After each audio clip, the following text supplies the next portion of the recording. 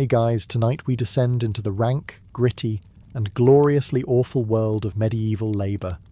A time when your job title said less about your career path and more about your risk of plague and burns. So before you get comfortable, take a moment to like the video and subscribe, but only if you genuinely enjoy what I do here. And let me know in the comments where you're tuning in from and what time it is for you. It's always fascinating to see who's joining us from around the world. Now, dim the lights, maybe turn on a fan for that soft background hum, and let's ease into tonight's journey together. Let's say you're born in medieval England, and your career dreams are modest. You don't want to be a knight, too stabby. You don't want to be a monk, too quiet. So you take the path of least resistance. You become a gong farmer. Gong, in case you were wondering, is not a musical instrument here. It's medieval slang for human excrement. And a gong farmer was the lucky soul who got to remove it. From latrines, cesspits, privies. Wherever medieval people relieved themselves after a hearty meal of turnips and regret. You worked at night, not because the job was mysterious, but because it was so offensively pungent that townsfolk preferred not to be reminded of your existence during daylight. You arrived with a shovel, a bucket, and possibly some last shreds of dignity.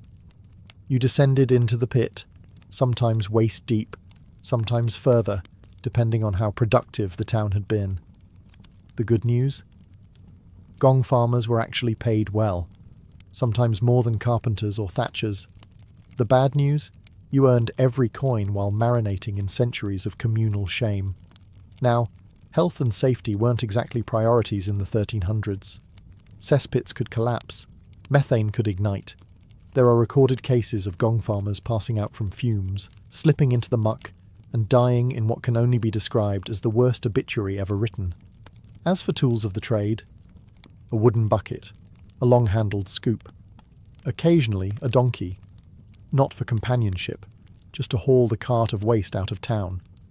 The waste was then dumped in designated lay stalls or used as fertilizer, because nothing says organic farming like medieval bowel movements.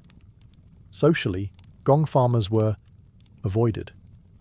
You didn't exactly get invited to banquets, but some found camaraderie among fellow night soil collectors, probably while competing over who had the worst day. The smell? You didn't get used to it. You just stopped complaining. Eventually, it became part of your personality. So yes, the gong farmer may not have wielded a sword or worn a fancy hat, but they kept medieval cities from drowning in their own digestive legacy. They were the unsung heroes of sanitation, one bucket at a time. And if that sounds bad, don't worry, it gets worse. Let's say you're not cut out for urban cesspits. You want something more natural, outdoorsy, involving wildlife. Congratulations, you've just become a leech collector, the proud medieval professional who spent their days wading through bogs to harvest nature's little vampires. The job description was simple.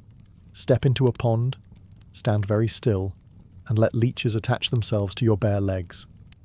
That's it. You are the bait. You attract them with your warm blood, your poor life choices, and your resigned expression. Once the slimy suckers latch on, you yank them off and drop them into a jar. Repeat until you feel faint from blood loss, then head home for a nice nap and a probable infection. This wasn't just some fringe occupation either. Leeches were in high demand, thanks to medieval medicine's favourite treatment, letting people bleed. Got a headache? Leech it. Melancholy? Let's drain some joy out of you. Plague? Surely you just need slightly less blood. Barber surgeons loved leeches like modern influencers love ring lights. They were essential, and that meant someone had to collect thousands of them. Enter. You, the walking charcuterie board of the swamp. Protective clothing? Not really. Most collectors worked barefoot and bare-legged, often women or the very poor. The lucky ones wore a skirt. The unlucky ones wore welts. And if you were really unlucky, you'd come home with leeches still attached, growing plump and smug beneath your knees. And the hazards didn't stop at blood-sucking. These weren't sparkling, clean garden ponds. We're talking muddy, stagnant water filled with bacteria, frogs, and the occasional judgmental goose. You risked tetanus, trench foot, and trench shame. As for payment, a pittance, maybe a few coins per dozen leeches, maybe food, but mostly you got the satisfaction of contributing to the fine art of bloodletting and the slow-motion downfall of patient health. On the bright side, you were unlikely to get mugged on the way home. No one wanted to get that close. So you've tried human sewage and parasitic pond duty, and you're thinking, what's next in this soul-crushing career ladder?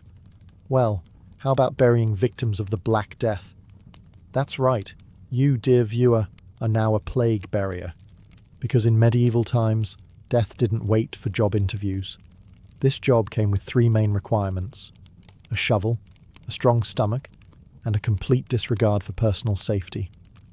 Protective gear? Please. At best, you might have a rag soaked in vinegar tied to your face. At worst, you had nothing but your own optimism and some garlic someone swore would repel evil vapours. When the plague hit in the mid-14th century, people dropped faster than common sense at a witch trial. Entire neighbourhoods emptied overnight. Corpses piled up in streets, homes and churches. Someone had to move them.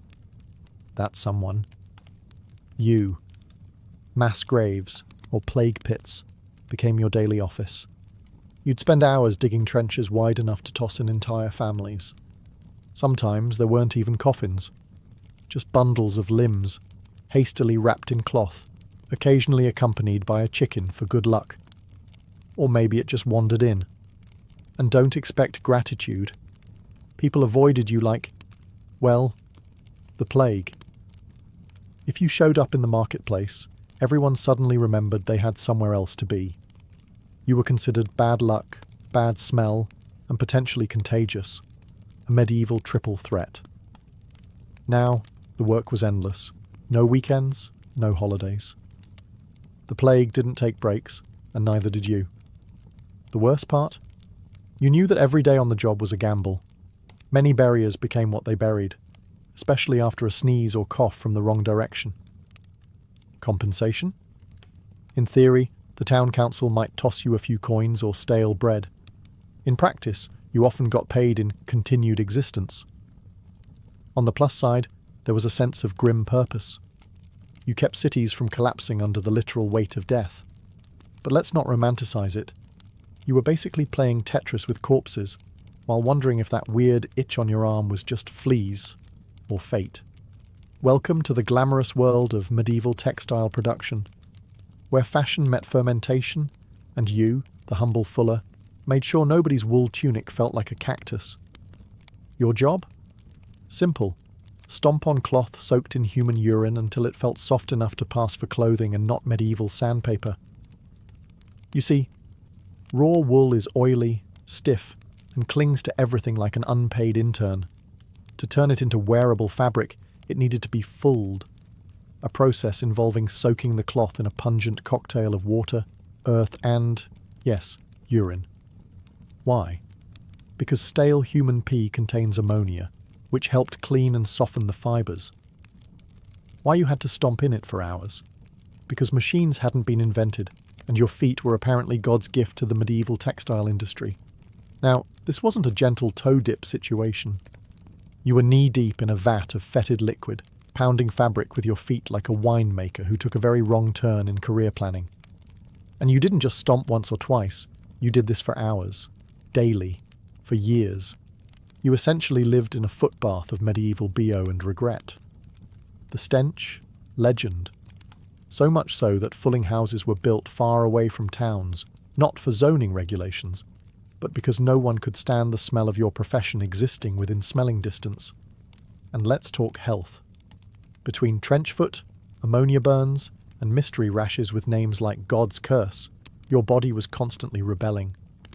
Oh, and if your shoes got soaked too bad, they'd probably dissolve by the end of the week anyway. As for social standing, let's just say fullers didn't headline feasts. You were tolerated, like rats in the pantry, or that one cousin who won't stop talking about herbal medicine. Still, there was some job security. People always needed clothes, and wool was king. So long as humanity sweated, itched, and wanted to look slightly less like wild goats, your services were in demand. But at what cost? You weren't crafting couture. You were soaking your toes in other people's bodily fluids, hoping no one ever asked you what you did for a living over dinner. And yet somehow, things still managed to go downhill from here. Let's say you've had it with fluids, bodily or otherwise, and want a job that's dry, technically. Congratulations, you've just been promoted to treadwheel operator, the proud labourer inside a giant wooden hamster wheel. But instead of getting a treat at the end, you get chronic joint pain and a mild existential crisis. You worked primarily in cathedral construction, lifting massive stones skyward with the power of your legs and a complete disregard for spinal health. Picture a crane, but the motor is just you walking in circles like a confused pilgrim. Medieval engineers thought, what if we took a giant wheel, stuck a guy in it, and pretended physics wouldn't notice? And thus, the treadmill crane was born. The wheel was often suspended high above the ground, which means you weren't just walking in a wheel. You were walking in a wheel of death, 40 feet in the air, lifting stones heavier than your entire extended family combined. Lose your footing? Gravity takes over. It's no longer a construction site. It's an impromptu funeral. The rhythm of your day? Walk. Walk some more. Occasionally stop so someone can shove bread into your hand, then walk again. The wheel squeaks, the rope creaks, and your knees develop opinions. And God forbid your co-worker in the second wheel gets ambitious and starts walking too fast. Suddenly you're in a medieval spin class from hell. Safety standards? Non-existent. You were lucky if the axle didn't snap. Occasionally someone forgot to properly secure the counterweight, and entire loads of stone went crashing down like the metaphor for your career. Was the pay good? Not particularly. You were paid in not being crushed today, which, back then, was a pretty decent benefits package.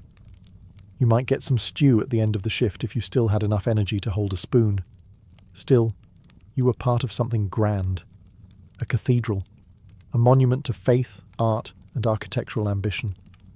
People would marvel at it for centuries, though probably never sparing a thought for the sweaty human wheel hamster who hauled the stones into place, muttering about his aching ankles. But hey, at least you weren't stomping wool in pee anymore. Progress. So you're tired of walking in circles and lifting rocks the size of marital regret. Maybe you want something with more movement, more drama, more risk of being bitten by something with fleas and bad intentions. Welcome to the glamorous life of a rat catcher, the unsung hero of urban hygiene, assuming you define hero as someone who runs at rodents with a stick and poor decision-making skills. Rats were everywhere in the medieval world. Grain stores, infested, taverns, overrun, castles, basically just upscale rat condos.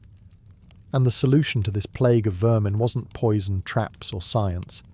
It was you, a person with a net, a dog, and a blank stare that says, I've seen things. Your average day involved crawling through dark, cramped spaces under buildings, chasing rats with nothing but your hands or a small club. Sometimes you used ferrets, sometimes terriers, sometimes pure desperation. All while trying not to get bitten, scratched, or sneezed on by the walking biohazards that scurried past your boots. And let's be clear, these weren't Disney rats baking pies in someone's kitchen. These were disease-riddled, plague-carrying, rage-filled medieval rats. They lived off garbage, fought each other for bread crusts, and probably had better health insurance than you. The tools of the trade? A burlap sack, a torch, and possibly some boiled leather gloves that offered about as much protection as a soggy napkin. If you were lucky, you had a dog trained to sniff out nests. If you were unlucky, you had a torch and a lot of yelling. Pay? Let's just say nobody's getting rich chasing rats. You might get a few coins per tail. Yes, per tail. Which meant you had to bring proof of your rat conquest, like a grim medieval loyalty program. Occasionally, towns would hire rat catchers during outbreaks, especially when people noticed an unusual number of corpses and fleas doing the cha-cha. But once the panic died down, so did the budget and public respect. about the same as a puddle. No one wanted to sit near you, talk to you, or hear about your day. But deep down, everyone was relieved you existed, because without you, the rats would inherit the earth, or at least the pantry. Let's say you want to work indoors. Maybe you like kids. Maybe you dream of courtly life, silk robes, and eating something that wasn't boiled in sadness. So you take a job in the palace, caring for a young noble. Sounds cushy, right? Wrong. You're the whipping boy, a living, breathing punishment proxy. In short, the prince misbehaves. You get whipped. Yes, that was an actual job.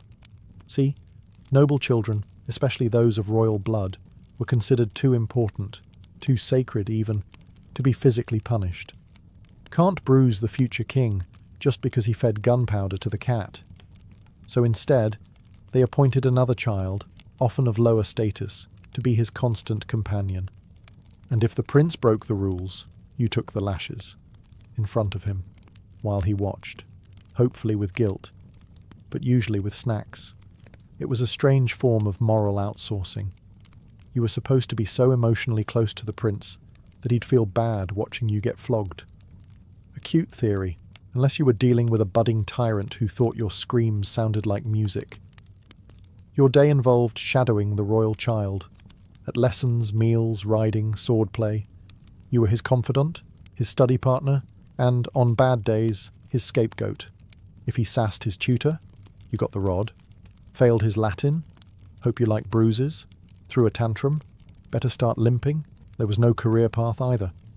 You didn't become senior whipping boy or deputy of the lash.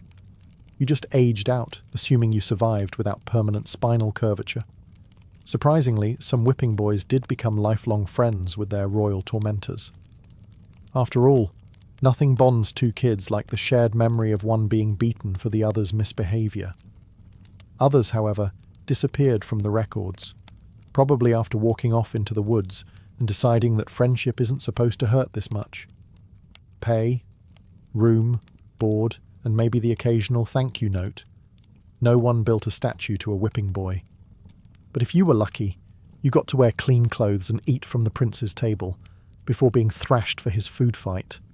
So you've grown tired of rat bites and royal beatings. You long for solitude, fresh air, and a job that doesn't involve actual children or rodents. Enter the lime burner, a man so committed to dust inhalation he made chimney sweeps look like wellness influencers. Your job? Burn limestone in a blazing hot kiln to produce quicklime, a vital ingredient in everything from mortar and plaster to agriculture and, fun twist, corpses. That's right. Quicklime was occasionally used in burials to speed up decomposition, so your handiwork was everywhere, in walls, on fields, and quietly dissolving Uncle Geoffrey behind the church. The process involved stacking layers of limestone and fuel, wood, peat, or if you were particularly eco-conscious, dried dung, into a massive oven called a lime kiln. Then you'd light it and bake it at hellfire temperatures for several days straight. And by you, I mean you stood next to it, shoveling materials and occasionally poking it with a long stick like some medieval pizza chef, if pizza exploded your lungs and caught your tunic on fire. Breathing near a lime kiln was a bit like hugging a volcano while snorting chalk. The fumes were caustic, the dust was everywhere, and there was always the risk of spontaneous combustion. One gust of wind and you were coughing up masonry-grade phlegm while your eyebrows quietly disintegrated. Protective equipment? Huh. You had a rag over your mouth if you were lucky, and a pair of wooden clogs if you were living large. Gloves? Please. You had calluses thick enough to register as armour. Worse yet, quicklime reacts violently with water, so if it rained or you accidentally sweated too hard, the powder could hiss, bubble, and burn straight through your skin. Nothing like being slowly dissolved by your own profession. Social life? Minimal. You smelled like scorched earth, looked like a haunted chimney, and your lungs made noises like a dying accordion. But on the bright side, people respected your work. You made the foundations of buildings and occasionally helped create plague pits. That's practically a resume. Still, each shift brought you closer to becoming a lung-shaped pile of dust.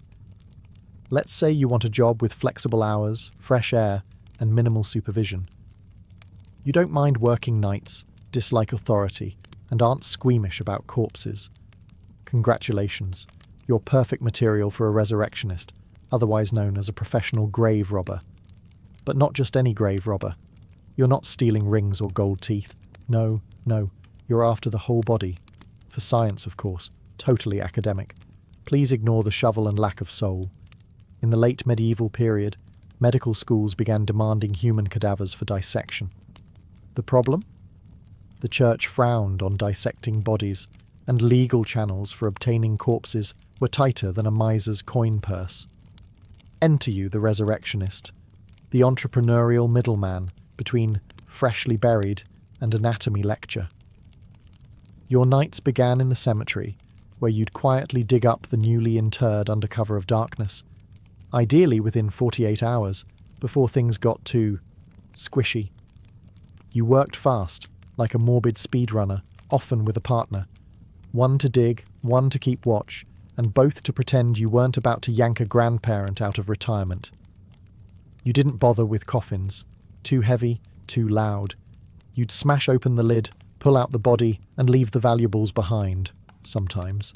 It wasn't theft, you argued. It was science-adjacent recycling. Of course, not everyone appreciated your role in medical advancement, families, for example, and the church, and the local constabulary. If caught, you could face a fine, imprisonment, or public shaming, though rarely execution, which seems ironic considering the amount of corpses you handled. Some towns began adding booby traps to graves, iron cages, heavy stones, even explosive devices. Yes, really. Nothing says rest in peace like a spring-loaded jaw trap guarding your femur. But the demand never stopped. Doctors needed cadavers, and you were cheaper than a legal alternative. Sometimes you even had a standing order. One adult male, relatively intact, no visible plague. Payment? Decent, especially for something that required no training beyond own a shovel and be dead inside. You earned more per body than most peasants saw in a month. Ah yes, the groom of the stool. The job that proves no matter how glamorous court life may seem, someone still has to deal with the king's exit strategy. If you're wondering whether the title is metaphorical, it's not. Your full-time royal duty is to assist the monarch during his most private of private moments, when he sits upon his portable, velvet-lined, gold-trimmed toilet box, the stool. And your job? Help him wipe. Let that sink in. This wasn't just some medieval prank gone too far.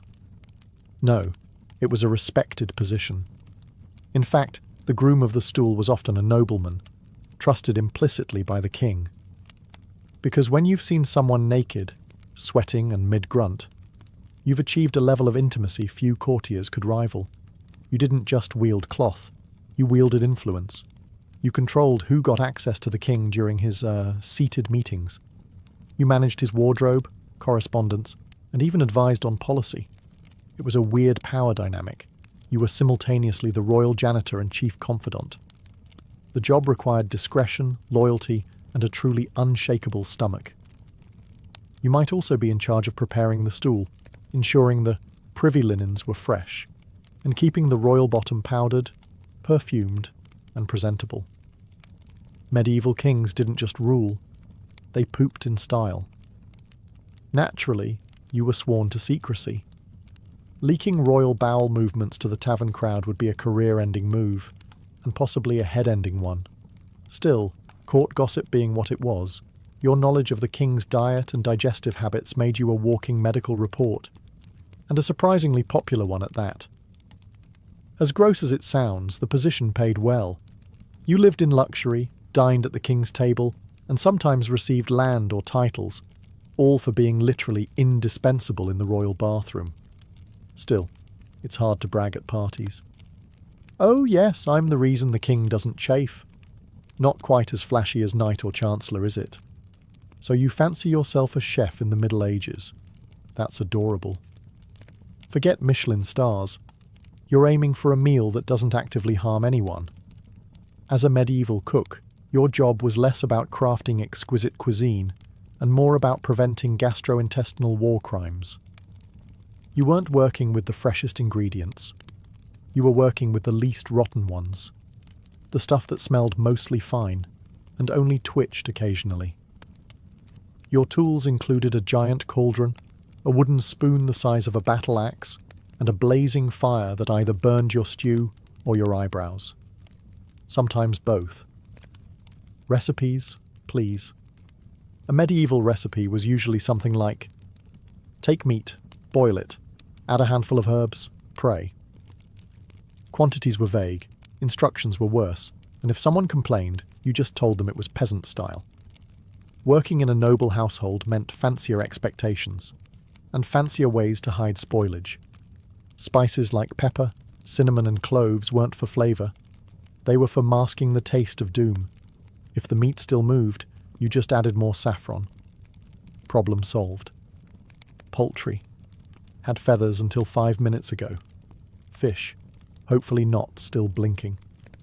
Everything else went into pottage, a one-pot mush of vegetables, barley and meat scraps boiled until it surrendered. The real horror, however, was feast day.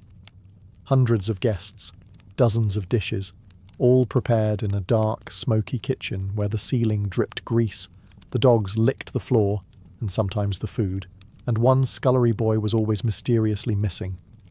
You were responsible for elaborate subtleties, sculptures made of sugar or meat shaped like swans, dragons, or saints. That's right. You had to build a saint out of pastry and still find time to boil 50 cabbages. If it collapsed, guess who got blamed? Not St. John the Melty, that's for sure. Burns, cuts, infections and food poisoning were all part of the job. There was no refrigeration, no health inspector, and no sympathy when the Lord's pigeon pie exploded. Still, if you managed to not poison anyone too important, you might just keep your job. For now. Bon appétit. So you're not afraid of a little hard work. Maybe you enjoy the outdoors. Maybe you think lifting heavy things will give you biceps worthy of a church fresco. Welcome to the life of a quarryman, where your job is to fight rocks, literally, and the rocks usually win. As a quarryman in medieval times, your day began before sunrise and ended only when your arms stopped responding to commands. Your task? Cut, smash, and haul gigantic chunks of stone out of the earth with nothing but rudimentary tools and the sheer force of poor life choices. No fancy drills, no hydraulics, just hammers, chisels, wedges, and a deep personal vendetta against granite. You'd start by hammering iron spikes into natural fissures to split the rock, which worked, eventually, if you hit the same spot hard enough, often enough, while your hearing slowly retired from existence. For extra fun, you could pour cold water into hot cracks to try and shock the stone apart. Because when your job involves thermodynamics, it's a good sign something has gone terribly wrong. Dust? Everywhere. In your lungs, your teeth, your bread. Safety goggles hadn't been invented, so you squinted and hoped today wasn't the day a rogue flake of limestone introduced itself to your cornea. Let's not forget the real thrill, cave-ins and falling slabs. One wrong tap and you could trigger a domino effect of screaming, scrambling, and a very awkward workers' compensation hearing, which back then was just a priest saying, well, he died doing what he hated. Your reward? A few coins, a sore back, and the knowledge that your stones might one day become a cathedral, or a dungeon, or a privy wall. Legacy. If you were lucky, you'd be assigned to quarries near limestone or sandstone, the soft rocks. If not, you might find yourself chipping away at granite, which is about as forgiving as a tax collector with a hangover. Social status? Somewhere between background character and local ghost story. Romance prospects? Only if someone was into perpetual grime and conversational wheezing. But hey, at least you didn't work indoors. So you think you've got a good cardio routine? Try being a wartime messenger in the Middle Ages. A job that combined marathon running, high-stakes diplomacy, and the constant risk of being mistaken for an enemy spy with really bad luck. Your job description was simple. Carry vital military information across miles of enemy-infested terrain without getting shot, stabbed, trampled, eaten, or arrested. Think of yourself as a medieval USB stick, but with worse encryption and a much higher mortality rate. Speed was essential. You had to move fast enough to outrun horses, outwit bandits, and occasionally shout the phrase, "Don't kill me, I work here," in multiple languages. If you couldn't run, you rode. But horses made you more visible, and visibility in a war zone was not what you wanted unless you were a flag. Your deliveries? Battle orders, secret troop movements, surrender demands, or awkward letters explaining why the king's reinforcements were 3 weeks late and very drunk. If intercepted, you might be tortured for information. If caught by your own side during a uniform change, you might be mistaken for a spy and hanged before you could even say, "Wrong camp, sorry." Weather didn't care. You were expected to gallop through storms, mud, snow, or scorching sun, all while keeping a scroll dry and legible, because nothing says logistical failure like ink soup. Sometimes you delivered messages during the battle itself, weaving between clashing lines to inform one commander that the left flank had either collapsed or wandered off in search of lunch. Archers? Didn't care. Cavalry? Couldn't see you. Everyone else? Too busy stabbing each other to hear, "Please don't skewer the guy with the parchment." And if you survived the delivery, guess what? You got to go back. Pay? Not bad, if you were fast, discreet, and had a sixth sense for danger. Survival odds? Slightly higher than being a catapult projectile, but only slightly. Still, for all its risks, the role had a strange nobility to it. You were the fragile thread holding armies together, the voice between kings, the guy who sprinted while everyone else ducked. Because nothing says hero quite like carrying bad news at full speed. Ah, the blacksmith, the medieval town's human furnace, part craftsman, part magician, and full-time sweat fountain.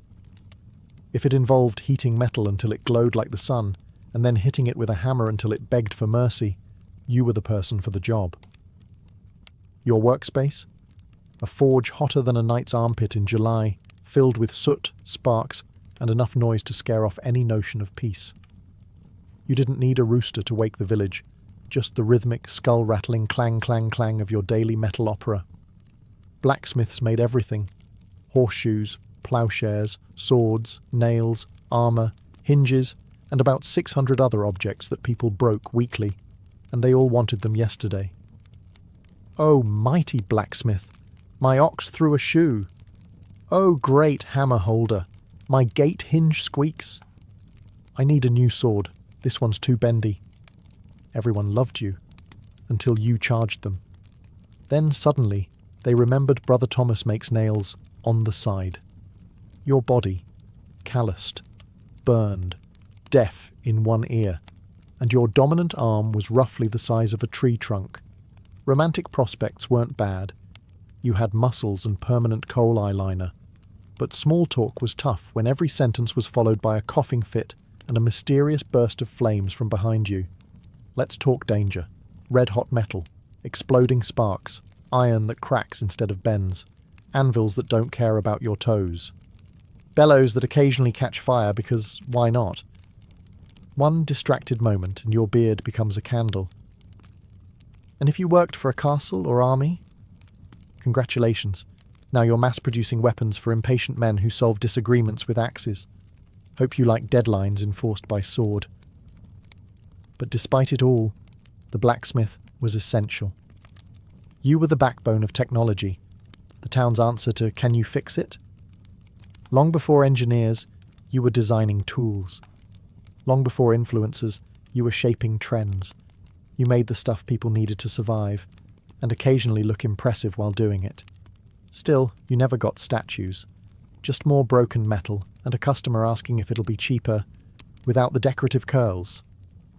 Ah yes, the bard, the wandering performer, the poet with a lute, the medieval equivalent of a podcast no one asked for, but couldn't turn off because they were staying in your lord's hall.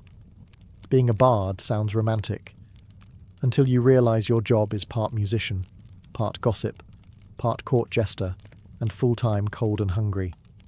You wandered from town to town with nothing but your instrument, your verses, and a suspicious cough. You sang of kings, of battles, of doomed lovers, of dragons that were probably just overgrown lizards, anything to earn a coin, a meal, or at the very least, not get pelted with turnips. Every gig was different. One night you'd be serenading nobles in a candle-lit hall. The next you'd be dodging drunk peasants in a smoky tavern as someone shouted, "Play the one where the knight gets eaten." And you had to, because that song paid in bread. Your biggest challenge wasn't remembering the lyrics, it was surviving the politics.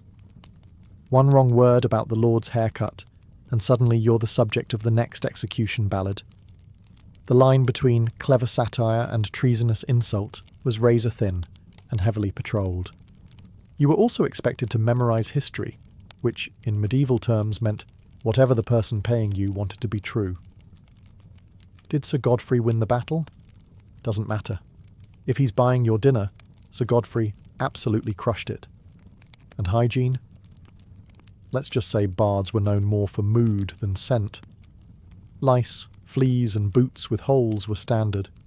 Your clothes smelled like firewood and failure.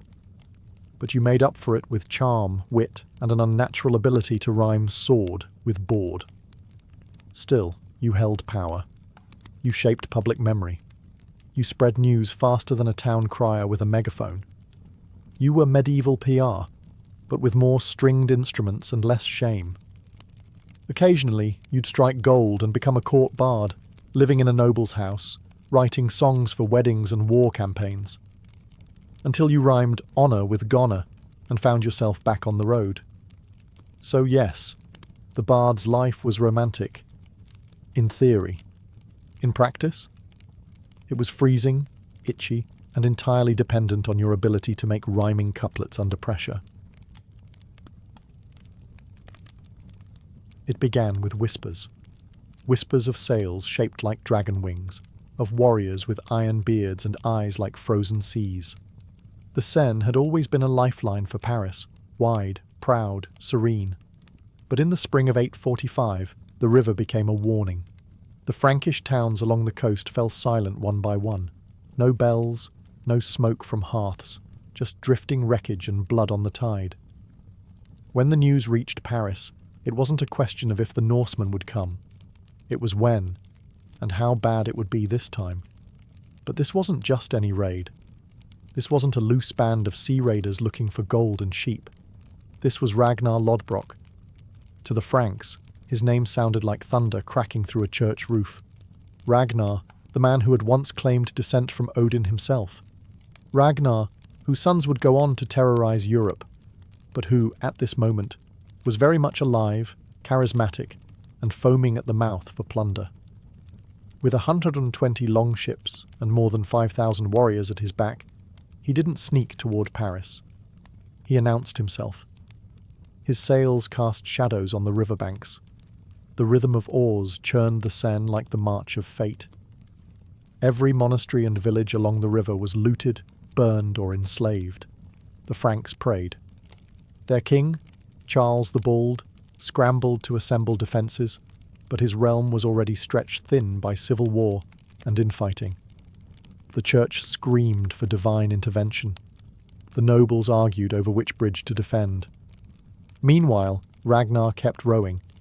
He didn't need siege engines or complex strategies. He had fire, he had fear, and he had time. Parisians stood atop their half-finished walls and watched as the river darkened with approaching death. Mothers hid their children in wine cellars. Priests tightened their grip on relics. And the king's messengers, sweaty, terrified, barely literate, begged neighbouring cities for reinforcements that would never arrive in time. The Norse were no longer myths whispered in the tavern. They were real. And they were here. And at their helm stood Ragnar, laughing, wild, and ready to make history. There was no mistaking them. Long, narrow hulls skimming the river like serpents, their prows carved into snarling beasts, eyes painted to ward off evil. Except this time, the evil was already on board. Ragnar's fleet wasn't a ragtag group of fishermen turned raiders. These were professionals, hardened by years of conquest in England, Ireland, and the North Sea. Each longship was a floating war machine, rowed by men who measured time by battles and blood. Their shields hung in neat rows along the sides, forming a wall of painted death. Behind them stood warriors with braided hair and tattooed arms, some clad in chainmail stolen from Frankish corpses, others bare-chested and smeared with mud and ash for intimidation. And it worked. As Ragnar's ships moved up the Seine, every village and abbey along the way became a rehearsal for the main act. Paris. Churches were torched. Clergymen were slaughtered or dragged off in chains. Frankish soldiers who dared resist were skewered and tossed into the river. And if the villagers were lucky, they were merely robbed. If not, they were put to the torch with everything they owned. Ragnar made sure to leave survivors, not out of mercy, but as a tactic. He wanted word of his wrath to reach Paris before he did. He wanted the city to stew in its own dread, and it worked. What made this fleet so terrifying wasn't just the numbers, it was the coordination. These weren't frenzied berserkers attacking blindly. Ragnar divided his forces like a chess master. Some raided inland, looting monasteries like Saint-Denis. Others guarded the ships. And always the river was their highway and lifeline. And then, like some cruel theatrical crescendo, they reached the gates of Paris, the Frankish capital. Still reeling from civil wars, famine and plague, now had to face an army that didn't negotiate, only pillaged. At the city walls, Ragnar ordered the burning of captured Frankish villages within sight of the gates. Smoke rose like a dark prophecy. He wasn't just threatening the city, he was daring them to stop him. And as the flames reflected off the Seine and onto his painted sails, Ragnar looked at the stone walls of Paris. Not with fear or reverence, but with hunger. Because for Ragnar, Paris wasn't a challenge, it was a prize. Paris, in 845, was not yet the towering fortress of later centuries. It was a city huddled on an island, the Ile de la Cité, flanked by 2 wooden bridges and protected by makeshift walls. Its defenders were few, mostly local militia, monks with swords, and nobles more interested in their titles than warfare. In short, it was dinner for Ragnar. The Viking chieftain wasted no time. Upon arrival, he launched a probing attack on the outskirts, testing the resolve of the defenders. What he found was laughable. The Frankish response was disorganized, slow, and terrified. So Ragnar pushed forward, laying siege to the heart of Paris. He divided his forces, surrounding the island from both riverbanks. The Seine belonged to him now, no boats in, no boats out. Trade stopped. Food trickled in. Panic trickled out. Ragnar's men set up campfires on every side, playing dice, drinking mead, and sharpening blades just within earshot of the city walls. They knew the waiting game well. The longer the siege, the weaker the prey. Paris tried to resist. Archers were placed along the bridges. Bells rang constantly. Priests held mass 3 times a day, begging divine intervention while ignoring the stench of fear in the air. The Franks attempted a counterattack, a sortie from one of the bridges, but it ended in disaster. Ragnar's men feigned retreat, lured the Franks into open terrain, and ambushed them. Bodies floated back to the city, bloated and broken. Ragnar, ever the showman, escalated things. He captured dozens of Frankish soldiers during a skirmish. Instead of holding them for ransom, he crucified them, right there on the riverbanks. He left their bodies for all Paris to see, as if to say, "Your prayers mean nothing to me." Inside the walls, famine began its slow creep. With every passing day, food stocks dwindled, morale cracked, and disease spread. The people looked to their king, Charles the Bald, but he was nowhere to be seen. He had fled to safety while his capital burned. And Ragnar? He wasn't even sweating. He sat by the fire, sharpening an axe, watching the smoke rise from the churches he'd torched, and smiling. The siege wasn't just working, it was becoming a masterpiece. While Paris smouldered and starved, King Charles the Bald was experiencing a royal meltdown. From the safety of his distant court, he paced, prayed, and panicked. This wasn't supposed to happen. Not on his watch. He was a Carolingian king, a descendant of Charlemagne, the hammer of pagans. Yet here he was, being outmanoeuvred by a pagan pirate, with excellent cheekbones and a penchant for setting things on fire. Charles had problems. The first was his fractured kingdom. The Frankish Empire had splintered into rival factions, and Charles's own nobles had the loyalty of wet bread. Every call for reinforcements was met with excuses. "We're guarding our own lands," or "Good luck, your majesty." No one wanted to throw their troops into Ragnar's meat grinder. The second problem was money, or the lack of it. The treasury was thin, drained by years of internal conflict and religious spending sprees. But worse than that was the humiliation. Paying off Vikings was a stain on royal honour. Still, Charles was running out of options, and honour wouldn't keep his throne warm if Ragnar decided to sack the capital. So he tried bargaining. Messengers were dispatched with frantic offers, gold, supplies, even titles if the Vikings would just leave. But Ragnar didn't flinch. He didn't want empty promises.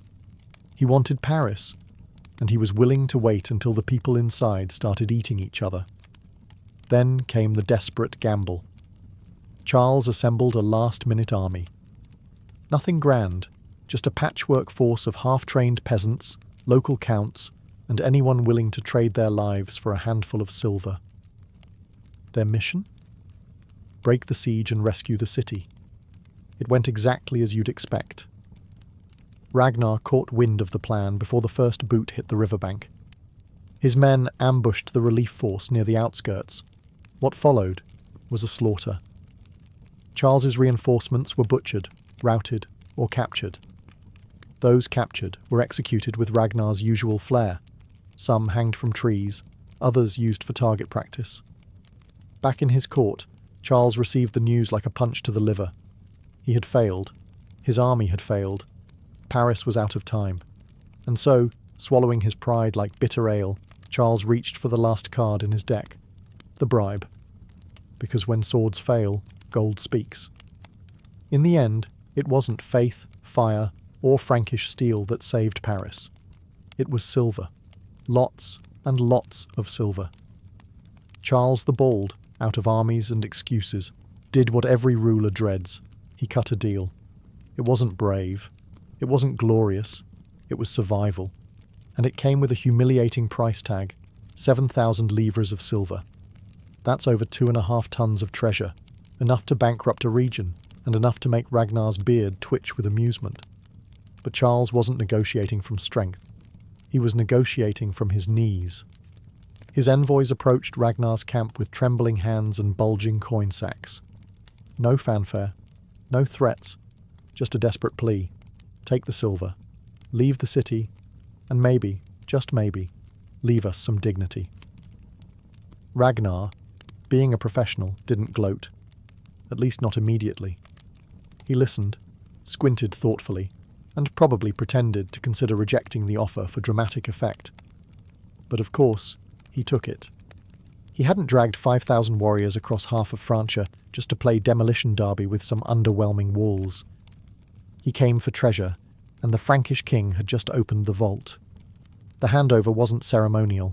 It was transactional. Chest after chest of silver was carted down to the Viking ships. The Franks looked on in silence.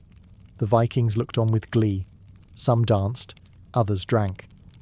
A few openly debated whether they should take the money and sack the city anyway. But Ragnar, ever the tactician, chose reputation over greed. By accepting the ransom and sparing Paris, he sent a louder message than any torch or axe could. I can break you, but I don't have to. Just pay me. It was economic warfare, Norse edition. The Franks were stunned. Their king had just paid a fortune to a pagan warlord and let him sail away untouched. The clergy choked on their incense. The nobles seethed behind closed doors. But the citizens? They were just relieved to be alive. The siege lifted. The bridges were cleared. The fires died out. And Ragnar? He loaded the silver, raised his sails, and began the journey home. Victorious, untouched, paid like a king by a man who actually was one. and behind him, Paris stood smouldering, not in ruins, but in shame. With silver clinking in his hull and smoke curling in the distance, Ragnar turned his longships back down the Seine, not as a raider fleeing, but as a conqueror departing on his own terms. His warriors sang, their voices echoing off the riverbanks like the final laugh of a villain who got away with everything. Ragnar hadn't just won a battle, he'd won a myth. As the fleet drifted downstream, they passed the same ruined villages, scorched abbeys, and looted monasteries they had ravaged on the way up. Nothing stood in their path. The Franks wouldn't dare, not after what had happened in Paris, not after seeing their king reduced to a checkbook. Some legends say Ragnar had his ship so weighed down with silver that he had to jettison some of it into the river to stay afloat. Others claim he paraded the crucified Frankish prisoners as a parting gift.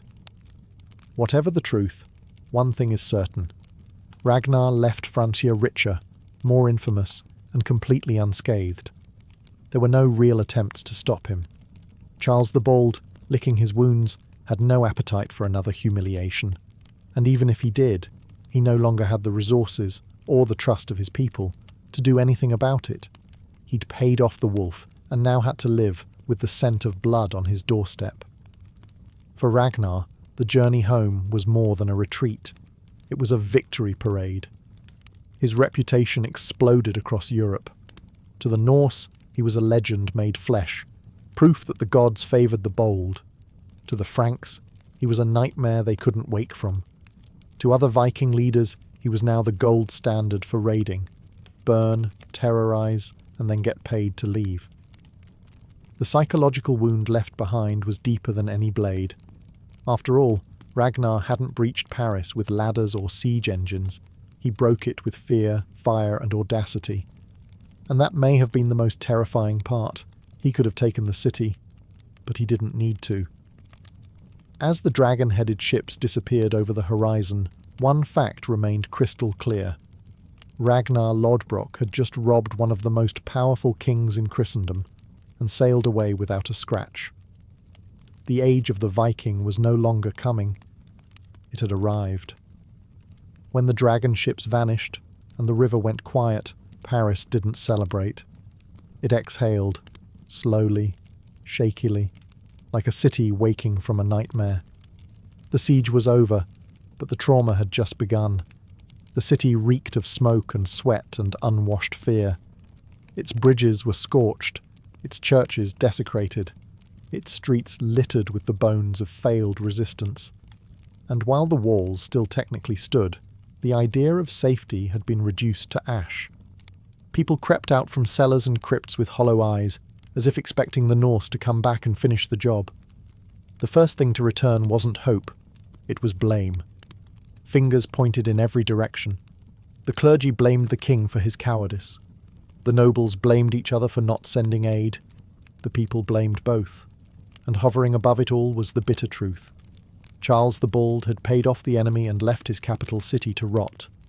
There was no spinning it as a tactical retreat or clever diplomacy. Everyone knew what it was, a payout born of panic.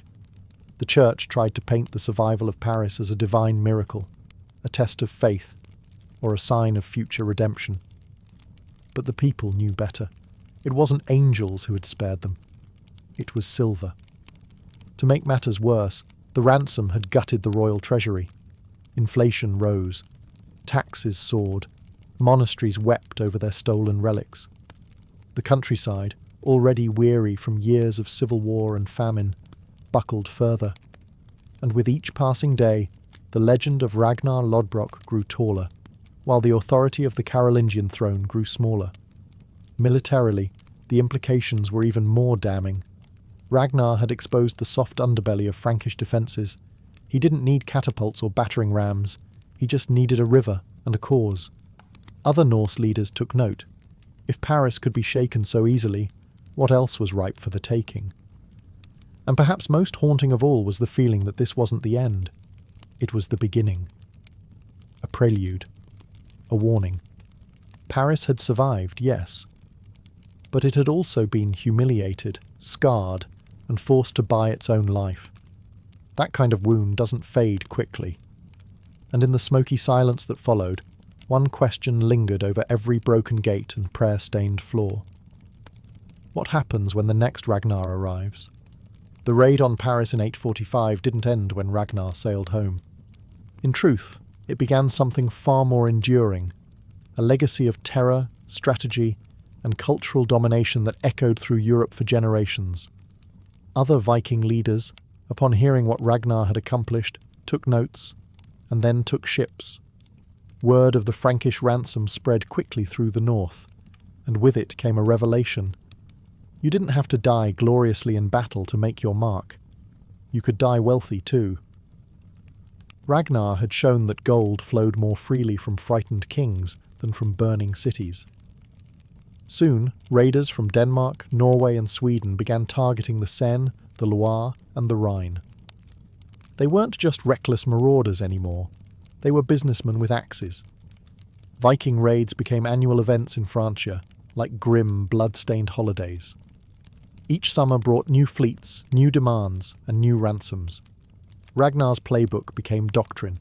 Sail fast, strike hard, terrify everyone, and get paid to leave. Cities began stockpiling silver not for trade, but for protection. Monasteries buried their holy relics and relics of saints, not out of piety but out of fear. The Frankish response? Fortify and pray. But it wasn't enough. In time, the Viking raids turned into settlements. First were winter camps, then fortresses, then towns. By the end of the 9th century, Norsemen had carved out permanent footholds in Francia, including the area that would become Normandy, literally the land of the Northmen. It all traced back to Ragnar's siege of Paris. And Ragnar? His legend grew beyond the battlefield. Songs were sung, sagas were told. Some say he later attacked Anglo-Saxon kingdoms, was thrown into a pit of snakes and laughed as he died. Others claim he lived out his days in comfort, watching his sons tear Europe apart in his name. Whatever the truth, the Viking image of Ragnar, the cunning, brutal, unshakable warlord, was now immortal. He was no longer just a man, he was a model. A model for how a single leader could exploit a fractured kingdom, crack its pride, and sail away a legend. The siege of Paris was not just a Viking success, it was a template for Viking domination. Paris survived, but it would never be the same. The memory of Ragnar's siege carved itself into the stone of the city, into the nightmares of its clergy, and into the policy of every king who followed Charles the Bald. It wasn't just a story, it was a warning, a reminder that even the mightiest city could be brought to its knees by a man in a longship with nothing but fire, grit, and a greedy grin. The Frankish response in the decades that followed was nothing short of paranoid. Paris began to fortify, not just with thicker walls and sturdier bridges, but with policy. River traffic was monitored, watchtowers rose like angry sentinels along the Seine, and the monarchy, bruised and humiliated, slowly clawed its way back to respectability by reforming the military and centralizing power. Eventually, these painful lessons laid the groundwork for what would become the Capetian dynasty, the future of France. But trauma lingered. To the average Parisian, the name Ragnar wasn't legendary, it was personal.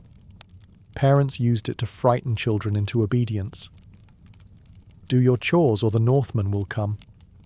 Merchants and monks alike remembered the screams in the streets, the black smoke, and the silence that followed. And even as the years passed, whenever a foreign sail appeared on the horizon, old men muttered, "They've come again." Yet the legacy wasn't all fear. The siege catalyzed a strange cultural exchange, albeit one soaked in blood. Viking mercenaries would one day serve Frankish kings. Norse settlers in Normandy would become Christian lords. The enemy at the gates would become the knights in the court.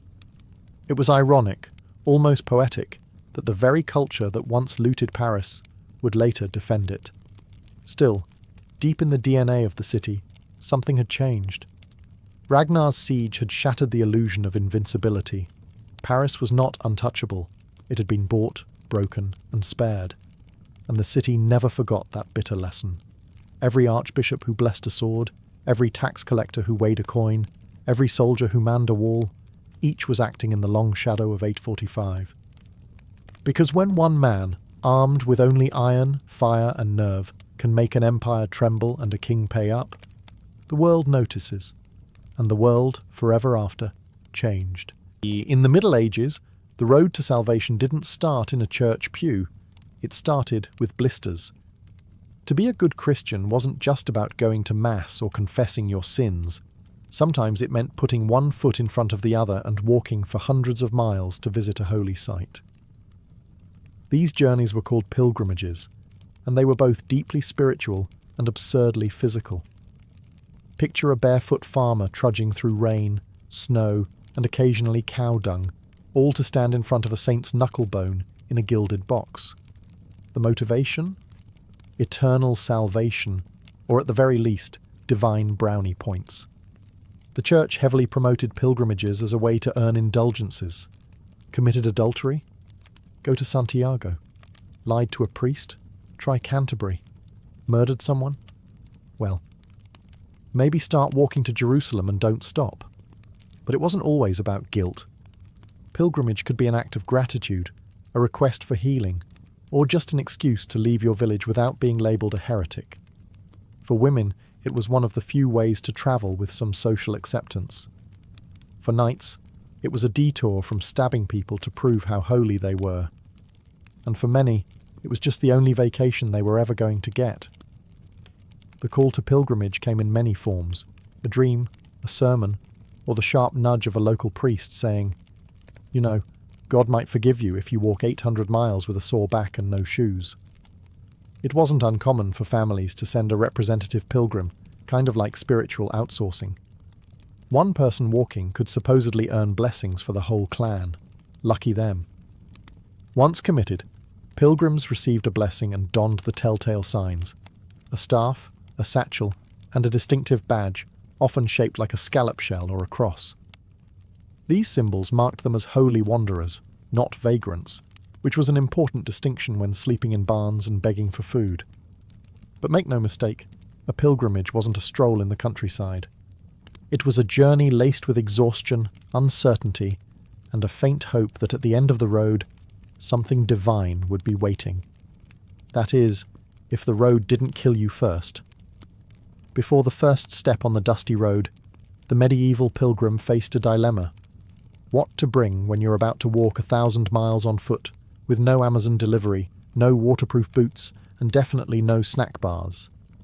The answer: as little as humanly possible, but still too much. Pilgrims packed their lives into a satchel the size of a modern handbag. Weight was the enemy. Every extra tunic meant one more ounce to carry across mountains, swamps, and bandit-ridden woods. And so, they brought the barest of essentials: a spare linen shift, if you were lucky, a bit of dried food, a flask or water skin, and maybe, just maybe, a small religious token to remind you that your suffering was entirely on purpose. Then came the staff. This wasn't a hiking accessory, it was a multifunctional miracle stick.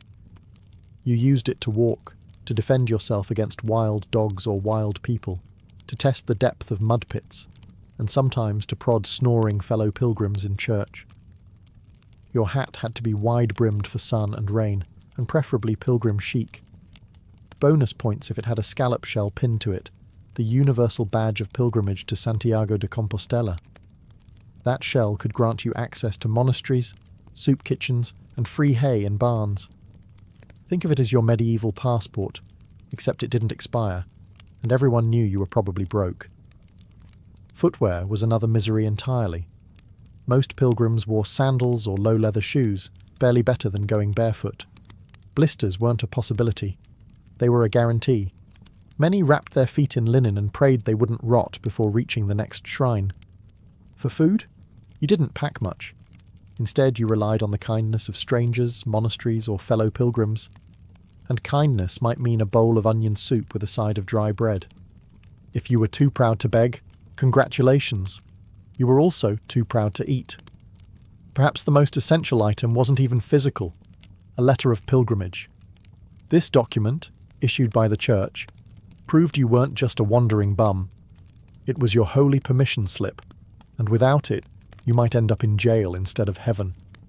So with aching feet, an overloaded sack, and a silent prayer, the pilgrim set out. Because when packing for the afterlife, there's no such thing as travelling light. Once you left the comfort of your village, or whatever passed for comfort in medieval Europe, you entered the vast, unpredictable theatre of the road. And the road didn't care about your prayers. Let's start with the terrain. Medieval roads were not roads in the modern sense. They were glorified footpaths, or muddy death traps depending on the weather. Rain turned everything into soup. Snow hid wolves. And summer? Summer cooked your flesh and attracted every biting insect between Normandy and Jerusalem. Bandits were a constant threat. Pilgrims were easy prey, unarmed, poorly fed, and often carrying small amounts of coin or religious trinkets worth selling. A pilgrim walking alone was basically a mobile donation box with legs. Even travelling in groups wasn't always safe. Some thieves dressed as fellow pilgrims to blend in. Nothing says betrayal like getting robbed by a guy wearing the same scallop shell as you. Then there were the animals. Wolves, bears, wild boars, all ready to remind you that being eaten alive could also be considered penance. Dogs roamed freely and were less man's best friend, and more territorial monsters with mange. One wrong turn through the woods, and you weren't just off course, you were on the menu. But even more treacherous than bandits or beasts was temptation. Pilgrimage routes were lined with taverns, brothels and gambling pits, especially near large towns. Some pilgrims never made it past the first city before their vow of piety turned into a haze of wine, dice and regret. The church disapproved, of course, but the tavern owners? They welcomed your soul's downfall with open arms and cheap ale. Even your fellow pilgrims could be a problem. There were scammers, freeloaders, and self-proclaimed prophets preaching strange visions in exchange for food. Arguments erupted over sleeping space, directions, and who smelled worse. You could be halfway to Rome and suddenly find yourself in a heated debate about the Virgin Mary with a barefoot fisherman from Flanders. And yet, somehow, most kept walking. The journey was part endurance test, part spiritual obstacle course. Every mud-drenched mile, every wolf howling in the distance, every temptation resisted or shamefully indulged. It all became part of the story, part of the sacrifice. Because holiness wasn't earned inside the cathedral. It was earned with every blistered step in the mud. After weeks or months of hobbling through filth, hunger and sin, the pilgrim finally saw it. Rising above the hills, a spire, a dome, or a shimmering shrine, the holy site, the place where miracles supposedly happened. And it was, usually smaller than expected. Whether it was the shrine of St. Thomas Becket in Canterbury, the bones of St. James in Santiago de Compostela, or a suspiciously well-preserved toe of St. Margaret somewhere in France, the destination varied, but the vibe remained. Sacred hype. These sites were the medieval version of Disneyland, but instead of roller coasters you got sacred relics, candlelight processions and the occasional exorcism. The relics themselves were the main attraction. But let's be honest, medieval Europe had a bit of a relic inflation problem. There were enough splinters of the true cross to build a forest. Everyone claimed to have the skull of John the Baptist, sometimes 3 in the same city. But authenticity wasn't really the point. Belief was. Pilgrims would crawl on their knees to reach the relic. Some wept, others fainted. Many simply touched the shrine and whispered a desperate prayer. Heal my blindness, forgive my adultery, fix my aching back. The belief was that saints had posthumous superpowers, and their bones could still grant miracles like medieval vending machines. And where there were miracles, there was money. Towns built around these shrines profited enormously. Inns, taverns, trinket sellers, and monks with suspiciously high prices for special blessings thrived. You could buy candles, holy water, amulets, and even tiny flasks allegedly filled with saintly sweat. For the right price, your soul could get an express lane to forgiveness. The church encouraged it. Pilgrimage sites brought prestige, donations, and a steady stream of religious tourism. Entire cathedrals were built just to house a single toe or dried-up tunic. And the more dramatic the legend behind the relic, the bigger the crowds. Bleeding statues? Check. Incorruptible bodies? Absolutely. Talking skulls? You bet someone claimed it. But even amid the spectacle, many pilgrims found genuine awe. Standing in candle-lit silence before a golden reliquary after surviving the brutal road felt like arriving at the edge of heaven. It may not have looked like much, but to a weary soul, that shrine was everything. Pilgrimage wasn't just a spiritual journey, it was big business. Every step a pilgrim took meant coins changing hands. Inns, taverns, blacksmiths, relic vendors, and even beggars depended on the flow of the faithful. And when hundreds or even thousands of pilgrims funneled through a town each year, the local economy didn't just survive, it thrived. Enter the pilgrim trap. A village with a mediocre shrine would suddenly experience a vision, a miracle, or a goat giving birth with a crucifix-shaped mark on its side. The next thing you knew, a chapel popped up, candles were lit, and someone was charging 3 denarii for a look at a finger bone allegedly belonging to Saint someone or other. Tourists came, merchants followed, and the church gave its blessing, after collecting a tidy cut of the offerings, of course. The most profitable sites, like Santiago de Compostela, became pilgrimage mega-hubs. Entire industries sprang up. Cloak weavers for the dusty traveller, cobblers to patch torn shoes, and bakers who made dry, durable bread that could last through weeks of misery. You could even find medieval pilgrim guides, men who promised protection and directions, for a price. Sometimes they were legitimate. Sometimes they were just well-dressed robbers with a contract. Merchants sold souvenirs by the wagon load. Little tin badges shaped like the shrine's relic were worn proudly by pilgrims, signalling where they'd been like medieval travel stickers. You could even buy fake ones if you were too lazy or too smart to walk the whole route. Monasteries played a major role too. Far from being spiritual retreats, many operated like well-oiled hospitality machines. Monks would welcome pilgrims with beds and bowls of soup, but not without a suggested donation. Some were genuinely kind. Others had a knack for holy pricing. And then there were the scammers.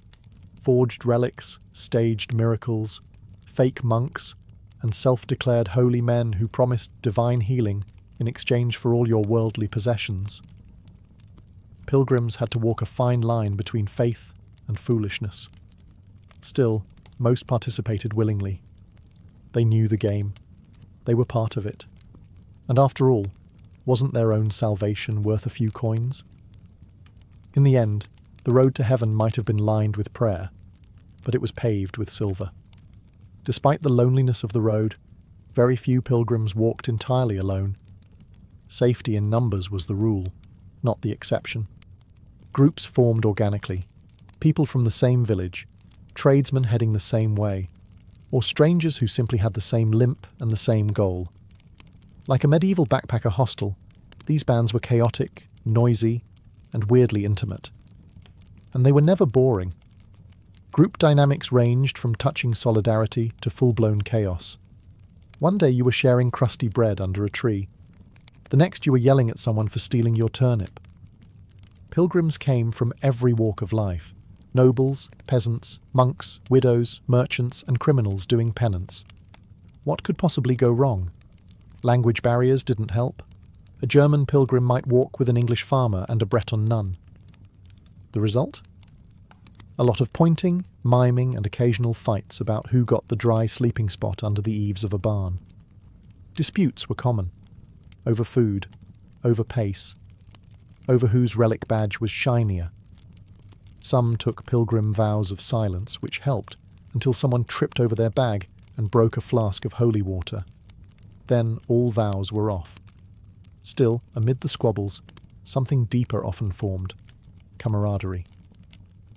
Sharing a road full of mud, illness, and divine fear tended to strip people down to their basics. You laughed at the same ridiculous sights. You carried each other when someone got sick. You prayed together when wolves howled too close. You wept when someone died along the route, which happened far more often than anyone liked to admit.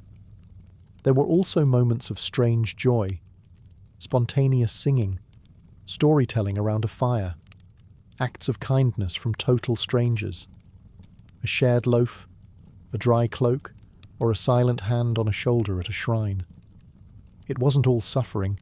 Some pilgrims said the fellowship was the best part. Many returned home with new friends, letters from foreign places, or tales of that one Italian guy who could juggle knives and recite psalms. Others parted ways quietly, slipping away at a fork in the road with a nod and a prayer. Because on the pilgrim road, people came and went like clouds, but the journey always kept moving forward. Not every pilgrim walked with pure intentions. Sure, many set off with sincere goals, penance, healing, a fresh start. But the medieval world, like ours, was full of contradictions. And nowhere did piety and pride collide more hilariously than on the pilgrimage trail. Some pilgrims were more concerned with how they were seen than why they walked. These were the ones who made sure everyone knew how far they'd come, how much they'd suffered, and how often they'd prayed on a single loaf of mouldy bread. Humility? Optional. Dramatic storytelling? Absolutely required. Then came the fashion pilgrims. Yes, really. Wealthy nobles often dressed the part of a humble traveller, but with expensive cloaks, engraved staffs, and embroidered satchels. They would hire servants to carry their luggage, and sometimes even ride horses the majority of the way, because nothing says spiritual suffering like a portable feather mattress. And while most pilgrims walked every agonizing mile, others found shortcuts, literal and spiritual. Some hired carriages for parts of the journey, or paid others to carry them. A few simply bought pilgrimage badges at the market and skipped the entire trip. Why risk wolves and dysentery when you could fake it with a shiny tin shell and a good lie? But spiritual cheating had consequences. The church frowned on what it called false pilgrims. Some towns even posted guards on major pilgrimage roads to check papers and verify intentions. But enforcement was spotty, and loopholes were many. As long as you rang the right bells and dropped the right coins in the collection box, few asked questions. Yet even among the cheats and the peacocks, genuine piety still burned. Many pilgrims confessed daily, walked barefoot, or subjected themselves to extreme discomfort for the sake of their souls. Some even carried heavy crosses, or whipped themselves along the way. Others walked in silence, or swore off meat, wine, or even speech until they reached their holy goal. The line between devotion and display was thin, and often trampled by muddy feet and human nature. Because in the end, pilgrimage wasn't about being perfect. It was about showing up, limping, sweaty, occasionally lying about your blisters, but walking the road anyway. Eventually, every pilgrimage came to an end, either at a shrine, a grave, or, for the lucky ones, back home. But coming home wasn't always the triumphant return many envisioned. First, there were the physical realities.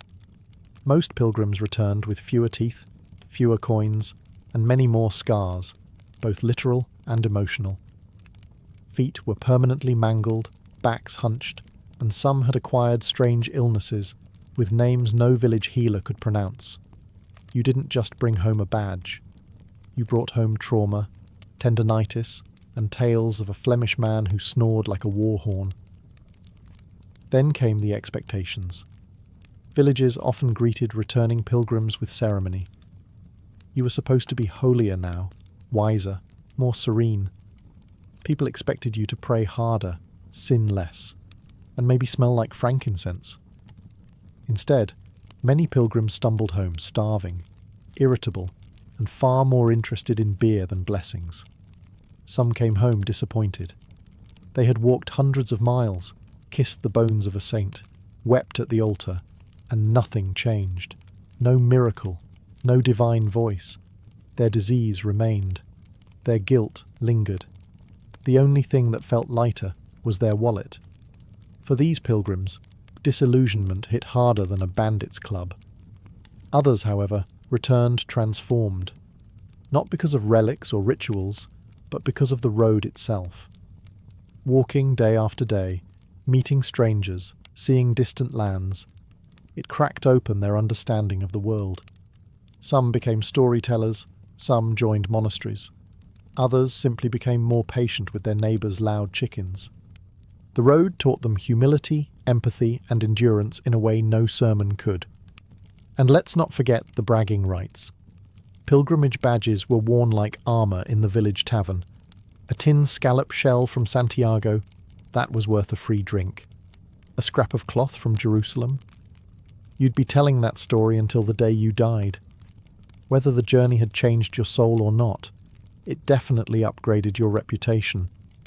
Even those who had cheated or failed to complete the journey found a strange kind of peace in trying. The attempt itself became the offering.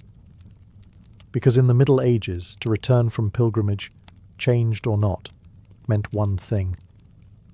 You had dared to walk the road to heaven, and somehow made it back. Though centuries have passed and jet planes have replaced blistered feet, the echoes of medieval pilgrimage still shape our world. In its time, pilgrimage was more than a personal journey. It was a cultural engine. Routes like the Camino de Santiago, the Via Francigena, and the road to Canterbury helped stitch medieval Europe together. Pilgrims crossed borders, shared stories, swapped dialects, and accidentally built the foundation for something revolutionary, a shared European identity. Roads improved because of pilgrims. Hostels and hospitals were built for them. Villages became towns, towns became cities. Commerce followed the pilgrims' dusty boots, and in many cases remained long after they had gone. Today, many modern highways trace the same paths, trodden by thousands of medieval feet. Spiritually, pilgrimage redefined how people understood faith. Before, salvation was locked behind church doors and Latin prayers. But pilgrimage made it tactile. You could walk toward it. You could suffer for it. You could earn it, 1 mile at a time. But the legacy wasn't just physical or spiritual. It was deeply human. The Pilgrim's Road became a metaphor for struggle, for transformation, for the painful, sometimes ridiculous process of trying to become better. It was never about perfection. It was about movement, about intention, about showing up, muddy, flawed, and hopeful. Today, people still walk those ancient routes. Some do it for fitness, some for fun, some because they lost something or someone and need time to process. The scallop shell still appears on backpacks and walking sticks. The trailside hostels still welcome the footsore. The prayers may be whispered in different tongues now, but they still rise into the sky above the same dusty roads. Even those who've never walked a pilgrimage can feel its weight in our culture. In literature, film, and even social media journeys, where we watch someone try to find themselves by leaving everything behind. Because the medieval pilgrimage wasn't about arriving, it was about becoming. The legacy lives on not in the shrines, but in the choice to keep walking. Even when the road is long, the shoes don't fit, and the miracles feel far away.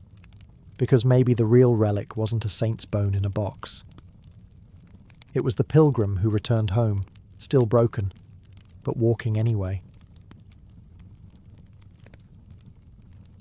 In a world without weekend football matches or celebrity boxing, the medieval tournament was the ultimate spectacle, and nothing electrified the noble class quite like the arrival of an official tournament proclamation. Wax-sealed, finely scripted, and delivered by a herald on horseback, it wasn't just an invitation, it was a public challenge. If you were a knight worth your salt, your honour practically required you to show up and be thrown off a horse. Tournaments didn't just happen. They were orchestrated with the care of a royal wedding and the budget of a minor crusade. Local lords or powerful monarchs hosted them to show off their wealth, attract alliances, and maybe marry off a conveniently single daughter or two. Days, sometimes weeks, were set aside for feasting, jousting, melees, archery, pageantry, and low-level chaos. For the knights receiving these invitations, the stakes were high.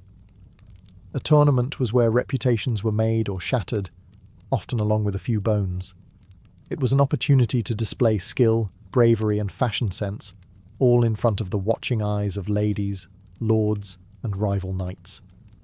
A single victory could lead to marriage proposals, land grants, or at the very least, a few poems written in your honour by someone with a lute. But the invitation wasn't open to everyone. You had to be of noble birth, or at least fake it well. Heraldry was checked, ancestry debated. No one wanted a commoner sneaking in with a forged coat of arms. That would have been scandalous, or worse, embarrassing if he won. Preparation began immediately. Armour was polished, horses were trained, tailors were summoned. A knight didn't just need to fight well, he had to look the part. Your surcoat needed to gleam. Your family crest had to be visible from 50 paces, and your lance balanced to the ounce. Whispers of rivalries also travelled with the invitation. Had Sir Baldwin insulted Sir Geoffrey's sister last tournament? Was Sir Rowland still bitter about being unhorsed by a younger knight with better hair? These scores would be settled with the thunder of hooves and the crash of steel. The moment that wax seal cracked, a knight's pulse quickened. Because the tournament wasn't just a game, it was war, made polite. Once the tournament was announced, the real work began, and for the knights that meant training. Brutal, relentless, and often slightly insane training. Because while tournaments were wrapped in pageantry and ceremony, they were still, at their core, organised violence on horseback. And if you weren't prepared, you weren't just going to lose. You were going to eat dirt in front of 1,000 spectators, and possibly a duchess. First, the joust, the iconic event. 2 knights, full tilt, lances down, aiming to explode each other's dignity and ribs. But landing a successful hit wasn't as simple as charging like a maniac. It required hours of drilling. Knights practiced against wooden quintains, rotating targets with shields on one side and a heavy sandbag on the other. Hit the shield too weakly, and you failed. Hit it off-centre, and the sandbag swung around and smacked you in the head. Excellent motivation. Balance was everything. You had to aim a 12-foot lance at a moving target while galloping on a horse wearing 80 pounds of armour, without falling off yourself. Training involved strengthening core muscles, perfecting timing, and developing a relationship with your horse so tight you practically read each other's minds. A spooked or sluggish steed could ruin your whole shot, and your femur. Off the horse, knights sparred with swords, axes, and maces to prepare for the melee. Essentially a team brawl with fewer rules and more bruises. This was the part of the tournament that simulated real battle. It could last for hours, involve dozens of fighters, and frequently ended with dislocated shoulders, shattered noses, or unconscious noblemen being dragged out of the mud by their squires. And squires, they trained too. They were responsible for everything: hauling armour, tending horses, handing over weapons mid-fight, and patching up wounds with a mixture of herbs and panic. A good squire could mean the difference between glory and humiliation. A bad one might accidentally hand you your ceremonial sword instead of your battle-ready one. Oops. Training was exhausting, dangerous, sometimes deadly, but knights accepted it as part of the code. You didn't just train to win, you trained to survive. Because no matter how romantic the songs made it sound, tournaments weren't tales of gentle chivalry. They were battlefields with a dress code. Before a single lance was shattered, tournaments were already a battlefield of style. Knights didn't just arrive, they made an entrance. And everything from their surcoats to the embroidery on their horse blankets screamed one thing: status. You weren't just a fighter, you were a walking family brand, and your colours, symbols, and outfit choices spoke louder than any war cry. At the heart of this spectacle was heraldry, the medieval version of a resume, Instagram profile, and sports jersey rolled into one. Shields and banners displayed your coat of arms, lions for courage, crosses for piety, and mythical beasts for those who clearly had something to prove. Every colour, every pattern had meaning. Red for valour, gold for generosity, black for grief or vengeance. Or maybe you just liked the way it looked when it caught the sunlight. These symbols weren't just for flair. They helped identify knights under layers of armour. You might be helmeted, visored, and indistinguishable in the dust of the joust, but your heraldic device told everyone who was getting clobbered, and more importantly, whose reputation was being raised or ruined in front of the crowd. And oh, the crowd. Tournaments were public theatre. Nobles, townsfolk, visiting merchants, and romantic hopefuls all lined the pavilions, eager to see who looked the part of a hero. Knights often sponsored tailors to design striking surcoats and caparisons. That's fancy horse armour in case you're not fluent in medieval fashion.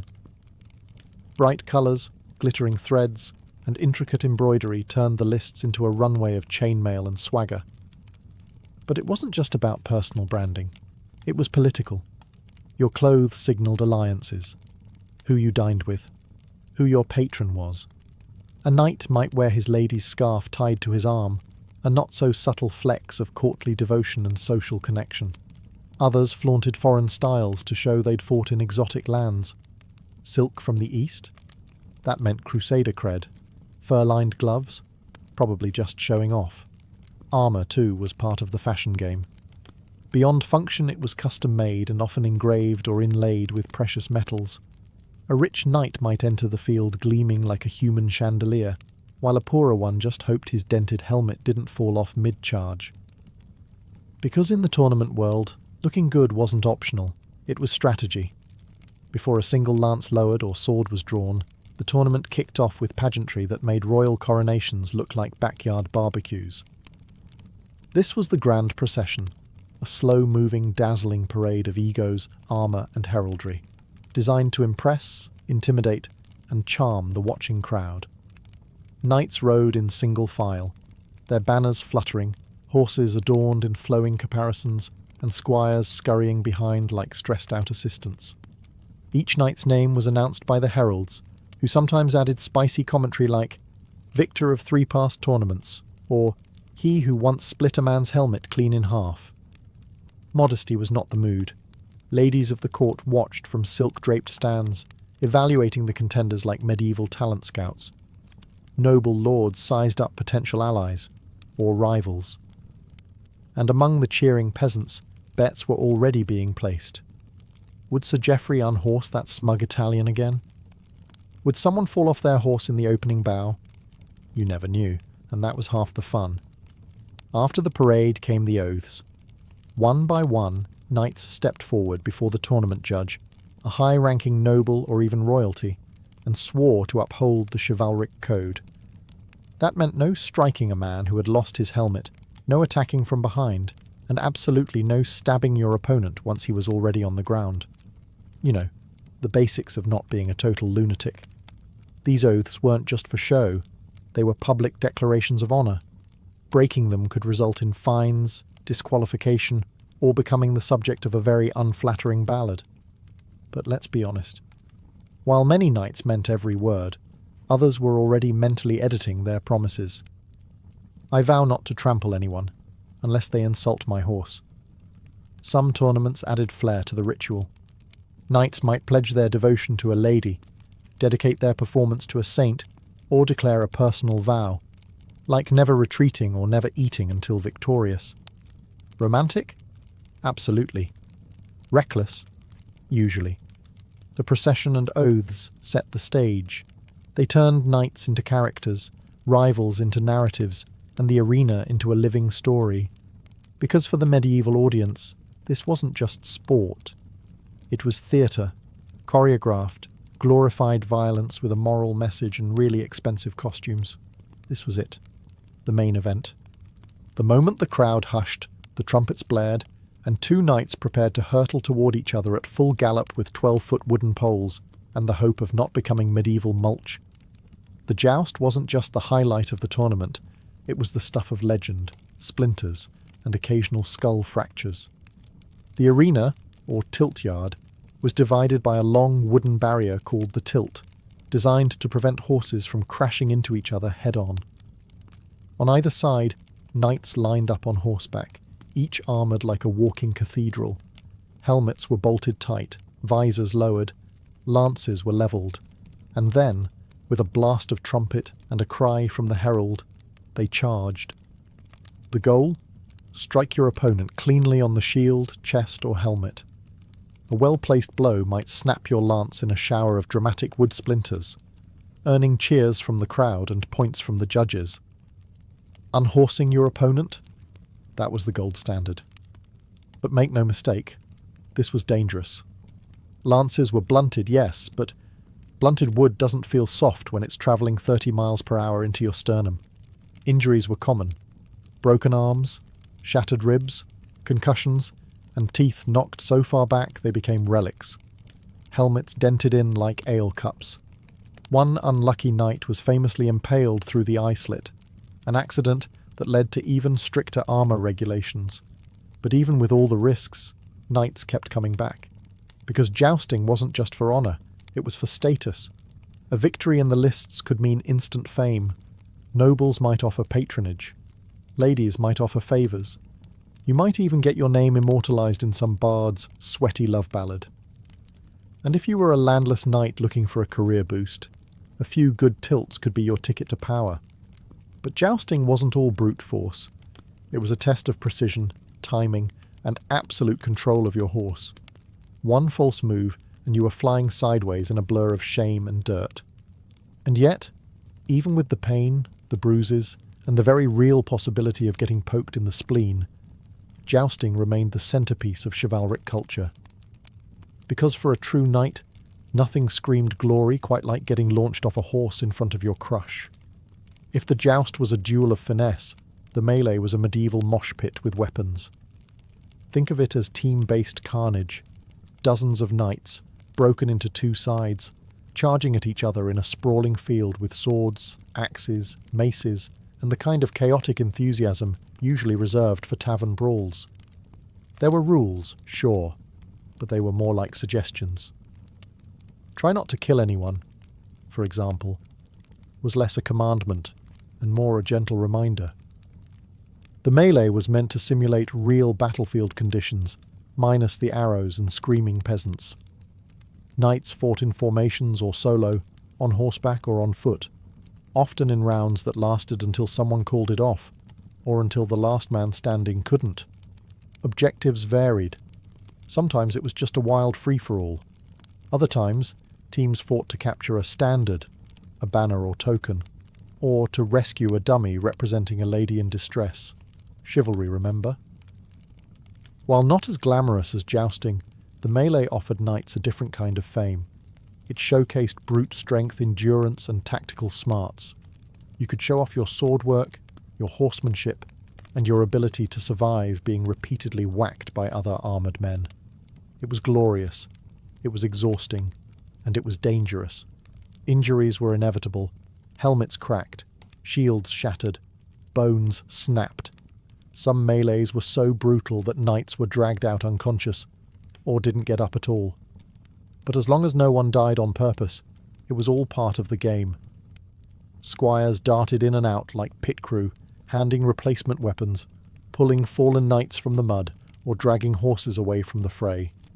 And all the while, nobles and ladies watched from shaded pavilions, sipping wine and cheering their favourite contenders, because nothing says romance like watching someone get elbowed in the helmet.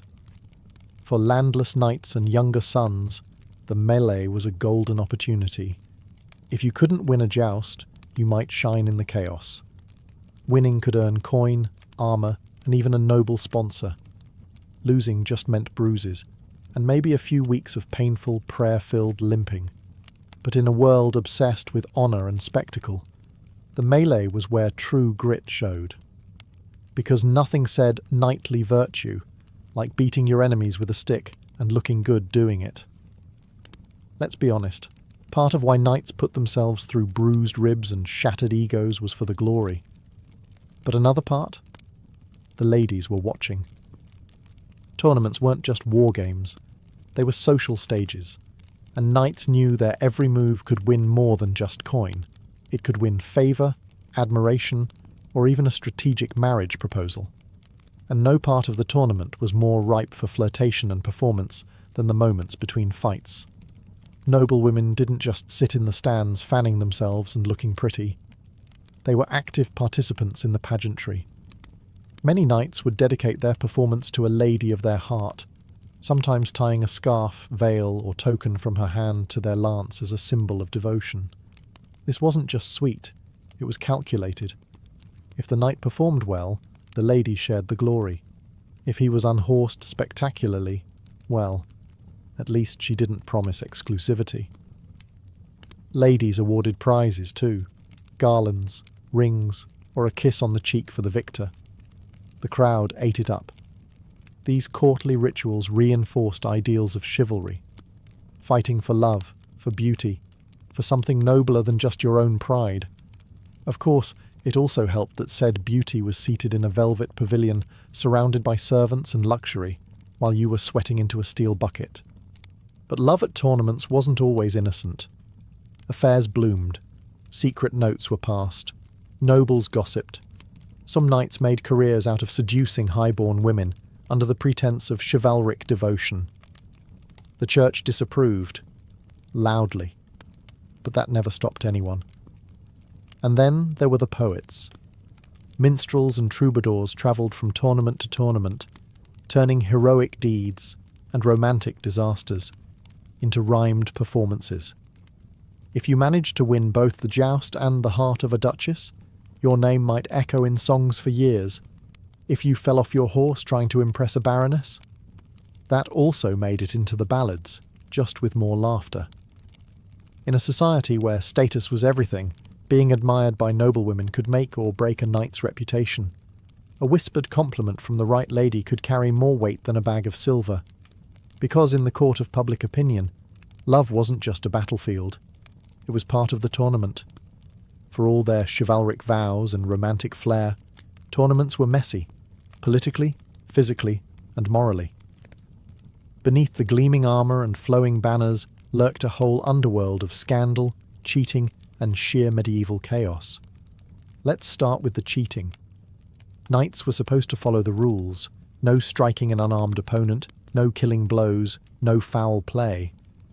But honour had a funny way of vanishing when coin and reputation were on the line. Some competitors secretly reinforced their lances with metal cores, making them much more dangerous and much less breakable. Others tampered with armour, removing padding for agility, or deliberately dulling their opponent's blade before a match. And if a knight had a grudge to settle, well, accidental brutality in the lists wasn't uncommon. Officials tried to enforce order. Marshals patrolled the fields, heralds recorded blows, and disputes were sometimes settled in front of noble judges. But bribes worked wonders. A well-timed pouch of silver could turn a disqualification into a slap on the wrist, especially if the accused knight was rich, well-connected, or throwing a feast that night. Then came the accidents, often indistinguishable from the cheating. Lances shattered in ways they weren't supposed to. Helmets flew off. Horses collapsed. One knight famously took a lance splinter through the eye slit, dying instantly. Another fell so hard he bit his tongue in half and was mute for life. These weren't freak outliers. They were part of the risk, and knights knew it. And yet, nothing stirred the crowd like a public scandal. Rivalries got personal. Drunken brawls broke out in the camps after dark. There were whispered affairs between knights and noblewomen, stolen prizes, switched identities, and at least one known case of a woman disguising herself as a knight to compete. When discovered, she was expelled from the lists, but not before winning 2 matches and thoroughly embarrassing half a dozen noblemen. Clerics disapproved of the whole scene. Tournaments, they said, encouraged vanity, violence, and sin. They weren't wrong, but they were ignored, because the nobility loved the drama, the people loved the blood, and knights loved the chance to play hero, until someone's visor caved in. In truth, for all its noble pretense, the tournament was never just about honour. It was a high-stakes game where cheating, blood, and gossip came free with admission. By the late Middle Ages, tournaments had morphed from rough-and-tumble war rehearsals into full-blown spectacles. More theatre than training, more pageant than peril. What started as practice for knights turned into a kind of medieval celebrity circuit. And like all great entertainment, it evolved with the times. Originally, tournaments were chaotic melees meant to mimic real combat. Knights honed skills they'd use in actual wars, charging in groups, dodging arrows, smashing skulls. But as battlefield tactics changed, so did the tournament.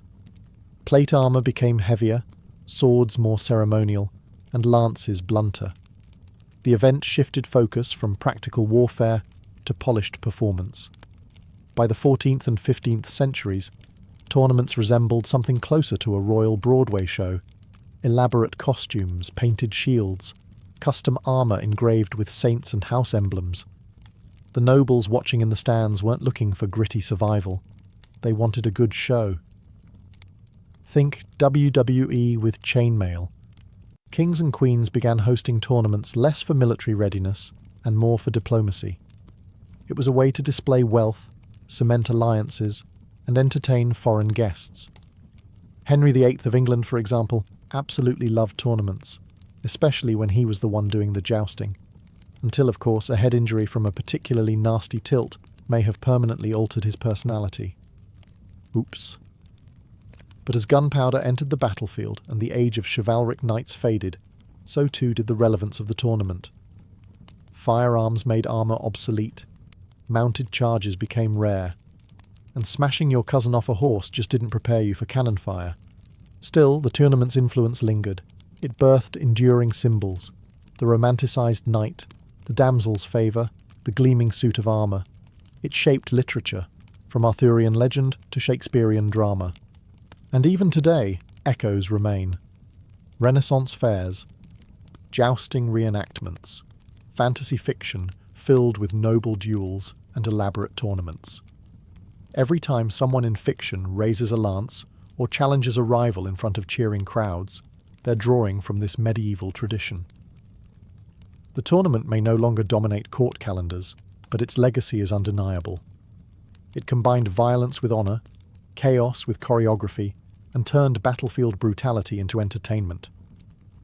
Because in the end, the medieval tournament wasn't just about training knights, it was about creating legends, with a splash of blood, a dash of scandal, and a whole lot of flair.